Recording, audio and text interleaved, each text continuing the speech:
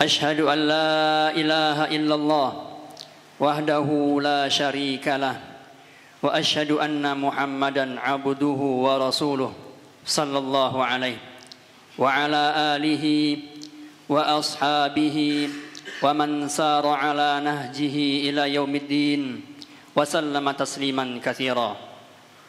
قال الله تعالى في كتابه الكريم: أعوذ بالله من الشيطان الرجيم بسم الله الرحمن الرحيم.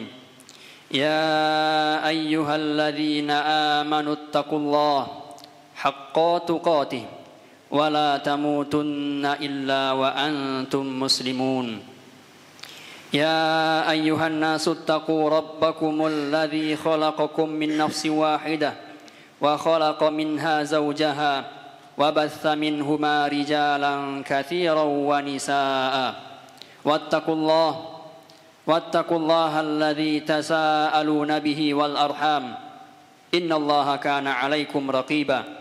يا أيها الذين آمنوا اتقوا الله وقولوا قولا سديدا يصلح لكم أعمالكم ويغفر لكم ذنوبكم ومن يطع الله ورسوله فقد فاز فوزا عظيما. أما بعد فيا عباد الله إني أوصي نفسي وإياكم بتقوى الله فقد فاز المتقون وأحثكم على طاعته في كل وقت لعلكم ترحمون. Ma'asyiral muslimin rahimani wa rahimakumullah.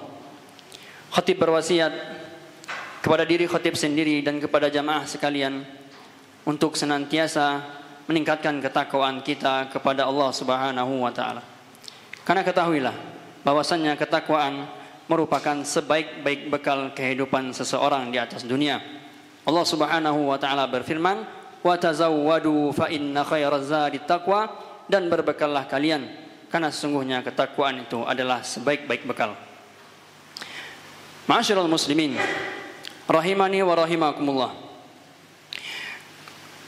Kalau kita lihat penjelasan para ulama tentang kehidupan manusia di fase awal kehidupan manusia di atas permukaan bumi ini, maka kita akan dapati para ulama mengatakan bahwasannya manusia yang hidup di fase awal di atas permukaan bumi ini, mereka hidup di atas tauhid dengan mengesahkan Allah Subhanahu wa taala dan tidak mempersekutukannya dengan sesuatu apapun.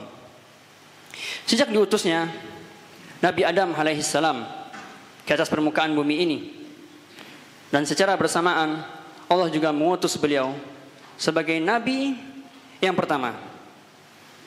Maka sejak zaman itu hingga beberapa tahun berlalunya beberapa generasi dari zaman Nabi Adam sampai setelahnya, umat manusia yang hidup pada saat itu mereka berada di atas tauhid. Mereka tidak mengenal apa yang disebut dengan namanya kesyirikan. Setelah berjalannya 10 generasi, muncullah generasi yang baru yang mana mereka mulai melakukan kesyirikan kepada Allah Subhanahu wa taala. Sehingga para ulama mengatakan itulah masa di mana kesyirikan kepada Allah Subhanahu wa taala terjadi pertama kali di atas permukaan bumi ini. Allah Subhanahu wa taala berfirman dalam surat Nuh ayat 23. Allah Subhanahu wa taala berfirman, "A'udzubillahi minasyaitonir rajim. Wa qalu la tadharunna alihatakum wa la tadharunna waddaw wa la suwa'a wa la yaghutsa wa ya'uqa wa nasra." Allah Subhanahu wa taala berfirman, mereka berkata kepada sesama mereka, "La tadharunna alihatakum." Janganlah kalian meninggalkan penyembahan terhadap Tuhan-Tuhan kalian. Wala tadharunna waddaw wala suwa'a. Dan janganlah kalian meninggalkan penyembahan terhadap Wad. Dan jangan pula terhadap Suwa'. Wala yaghutsa wa ya'uqa wa nasra. Dan jangan pula kalian meninggalkan penyembahan terhadap Yaghus dan tidak juga Suwa' dan tidak juga Nasr. Ma'asyiral muslimin Rahimani wa rahimakumullah.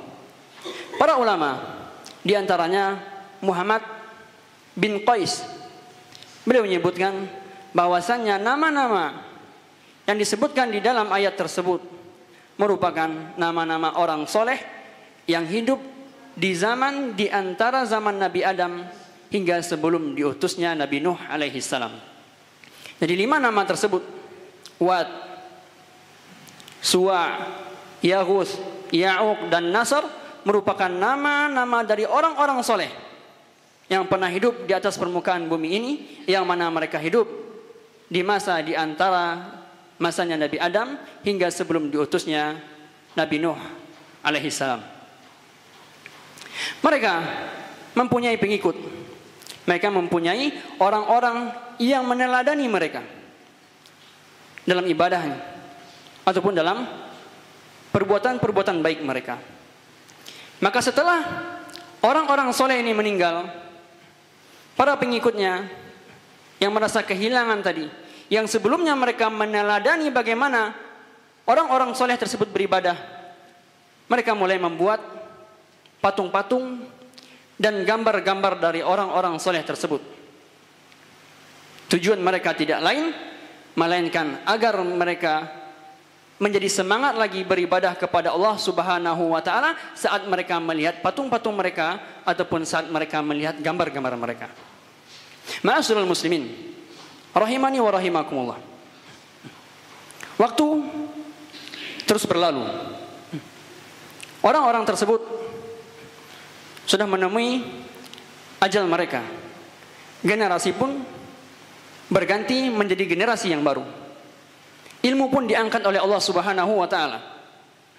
Hingga akhirnya orang-orang yang hidup di zaman ataupun di generasi setelahnya, mereka sudah tidak mengetahui lagi apakah gerangan yang membuat pendahulu-pendahulu mereka membuat patung-patung dan gambar-gambar dari orang soleh yang pernah hidup di zaman sebelum mereka.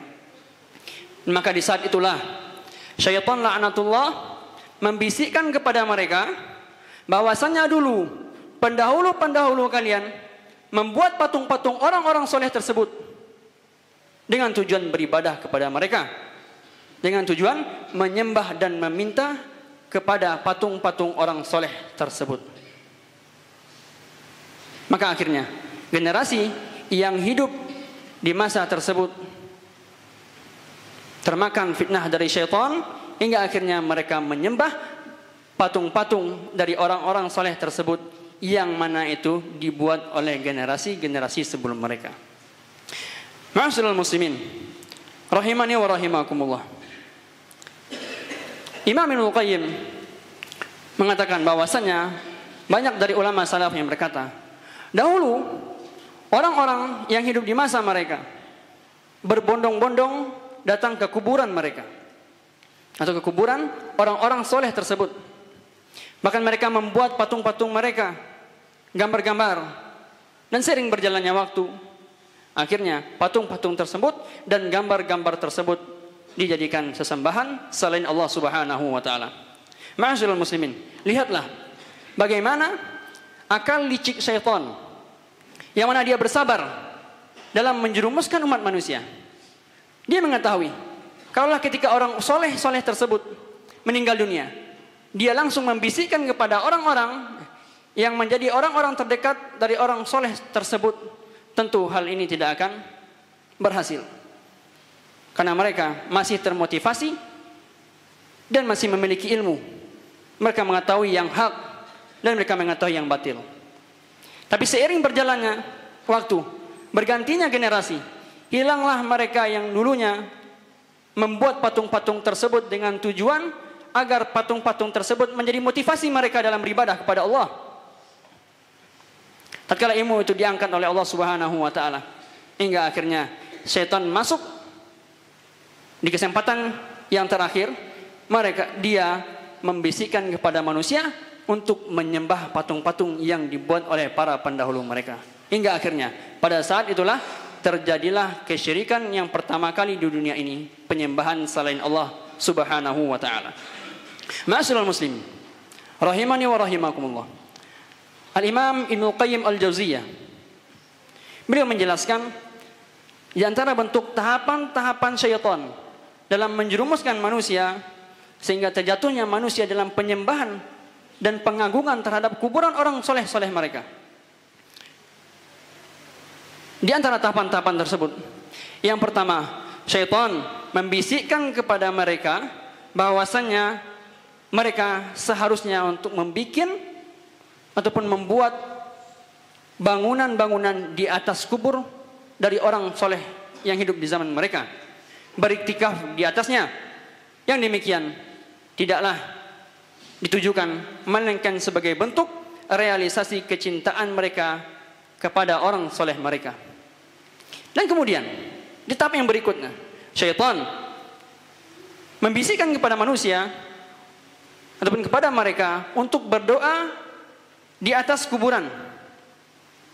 Dan syaitan memberitahukan kepada mereka bahwasanya berdoa di atas kuburan merupakan tempat yang mustajab, bahkan lebih mustajab dibanding berdoa di masjid ataupun di waktu-waktu yang mustajab untuk berdoa, seperti di sepertiga malam. Langkah yang berikutnya, kalaulah dua langkah tersebut sudah tertanam di hati mereka, maka syaitan berpindah kepada tahapan yang berikutnya. Dia membisikkan kepada manusia ataupun kepada mereka untuk bertawasul kepada orang soleh yang sudah meninggal. Syaitan mengajarkan kepada mereka untuk tetap berdoa kepada Allah dengan perantara orang-orang soleh yang telah meninggal di antara mereka.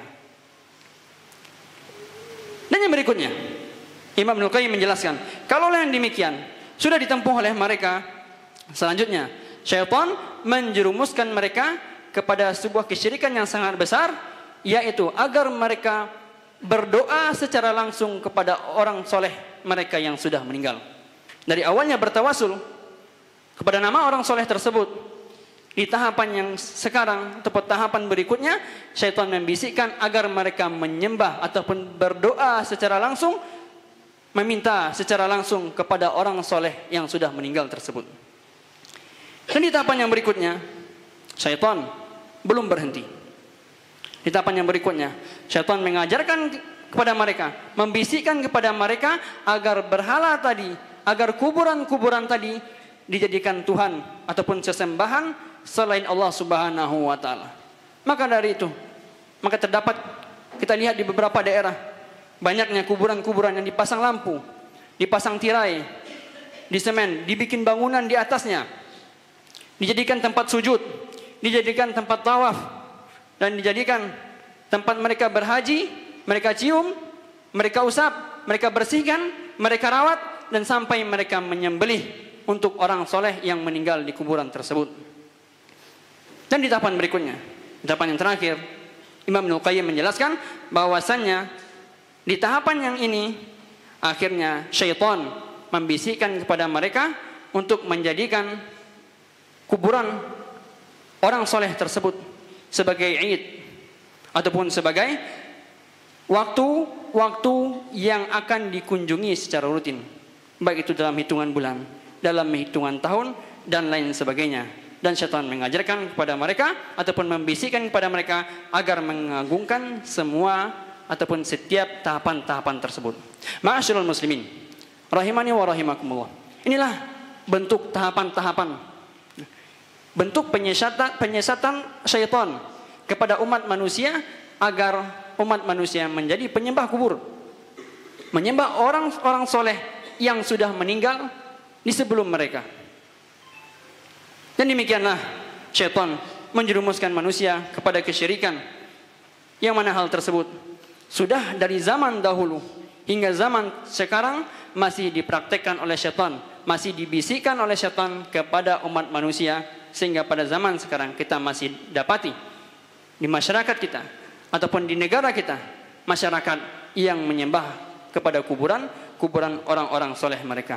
Barakallahu li wa lakum fil Qur'anil azim wa nafa'ani wa iyyakum bima fihi minal ayati wa dzikril hakim wa taqabbala minni wa minkum tilawatahu innahu huwal ghafurur rahim.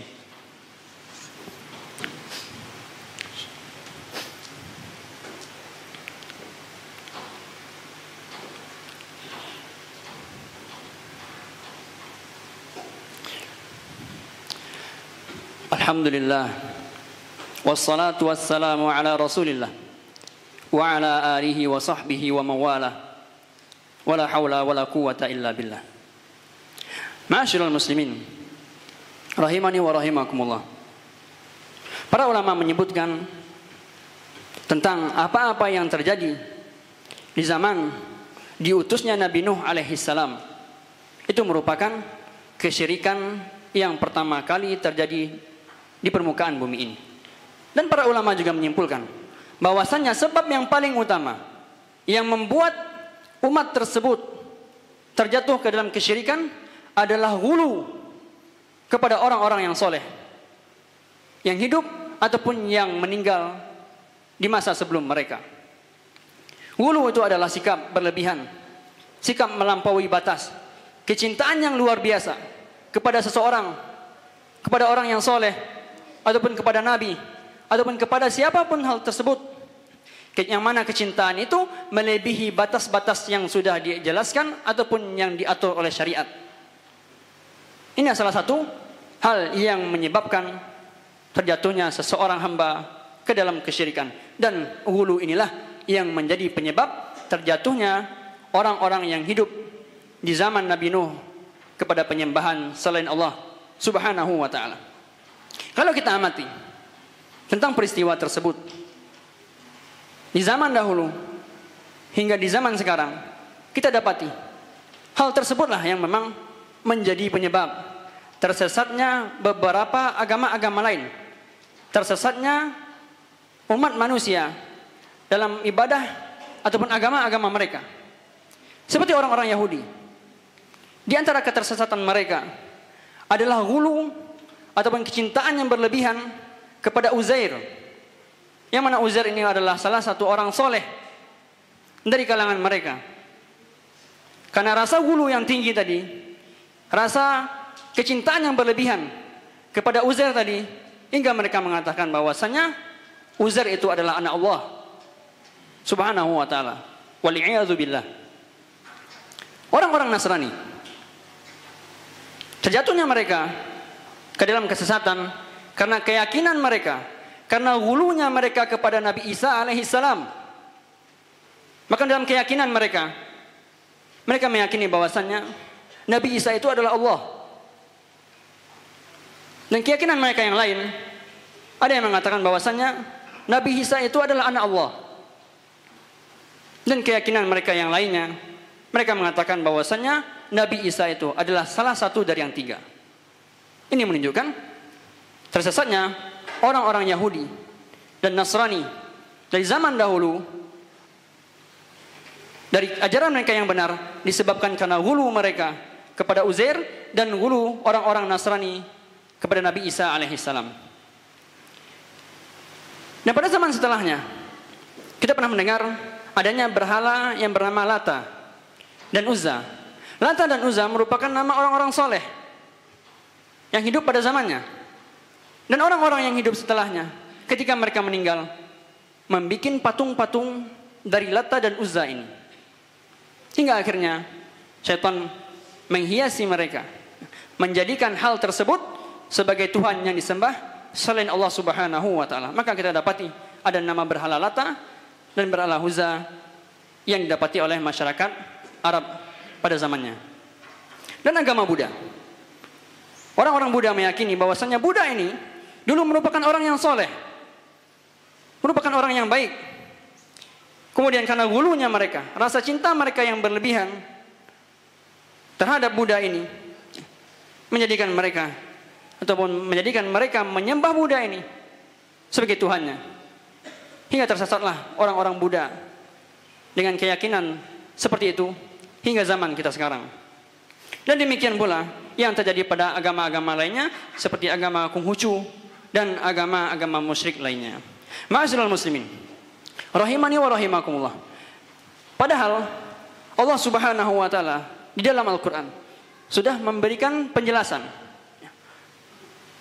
terkait penyakit ghulu ini. Allah Subhanahu wa ta'ala di dalam Al-Quran berkata, la taghlu fi dinikum, janganlah kalian berbuat ghulu, janganlah kalian melampaui batas dalam agama-agama kalian. Asal larangan ini memang diperuntukkan untuk orang Yahudi dan Nasrani.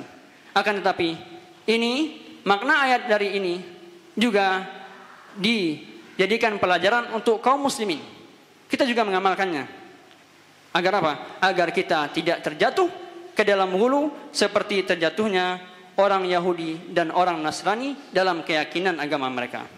Dan hendaklah kita bersikap seperti sikapnya Nabi Ibrahim, yang mana beliau berdoa kepada Allah Subhanahu wa taala, wajnubni wa baniya an na'budal asnam.